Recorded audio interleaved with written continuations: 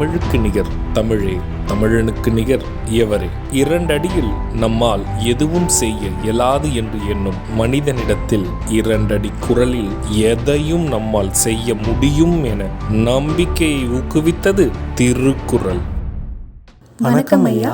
வணக்கம். இன்னைக்கான குறள் என்னங்க ஐயா? இன்னைக்கான குறள் அதிகாரம் 122, கனவு நிலை உரைத்தல். குறள் எண் 1215.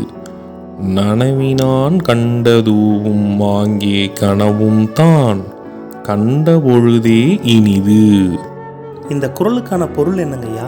இதற்கான பொருள், முன்பு நேரில் பெற்ற இன்பமும் அப்போதைக்கே இனித்தது, இப்போது கனவில் பெறும் இன்பமும் காணுகிற போது இனிமை உடையதாக இருக்கிறது.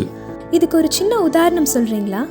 இதற்கான உதாரணம், நேரில் என் காதலரை சந்தித்து காதல் கொண்ட இன்பம் சற்றும் குறையாமல் இப்பொழுது கனவிலும் அவரை நினைக்கும் பொழுது அதே இன்பம் கிடைக்கிறது. நான் சொன்ன குறளும் அதோட விளக்கமும் உங்களுக்கு பயனுள்ளதா இருந்ததா? ரொம்பவே பயனுள்ளதா இருந்தது. சரி பசங்களா, நாளைக்கும் இதே மாதிரி சுவாரஸ்யமான குறளை பார்ப்போம்.